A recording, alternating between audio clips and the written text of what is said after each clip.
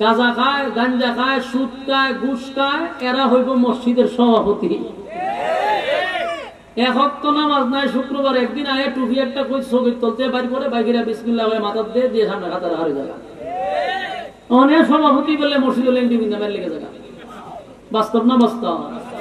কিয়ামতের আলামত। বলুন কিসের আলামত? কিয়ামতের আলামত। অসংখ্য মসজিদে আমি নিজের চোখকে দেখছি সভাপতি লাগে হ্যাঁ মসজিদ মুসলিমকে মেরে দিছে।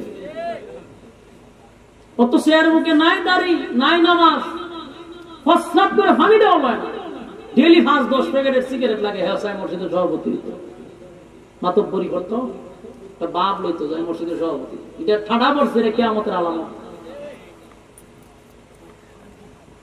সমাজের নিকৃষ্ট শ্রেণীর মানুষ, নিম্ন শ্রেণীর মানুষগুলা যোগ্যতার চেয়ারে বসা যোগ্যতা সম্পন্ন মানুষের উপরে আঙ্গুল নাড়াবার কথা বলবেন কিয়ামতের আলামত। কথা বলেন না? বলুন তো আমি যা বলতেছি এগুলা কি আর পরে হইব না এখন হইতেছে না? আপনারা কি বলুন কিয়ামত দূরে? হ্যাঁ এটা বুঝলেন, খুব কাছে কিয়ামত, খুব কাছে। এগুলা যা ঘটতেছেন এগুলো হইল ছোট ছোট আলামত। কিয়ামত হওয়ার আগে যে আলামত গুলা এলেম উঠায় নেওয়া হবে। এলেম উঠায় বলতে এটা কোরআন শরীফে ফাতা উঠতে দেবো না, বড় বড় আলেমরা চলে যাবে আমাদের কাছ থেকে। দেখেন তো এক কাছে গুফনি মারিফতের সব কিতাব হয়ে যায়, কিয়ামতটা হয়ে গেছে না? তোরা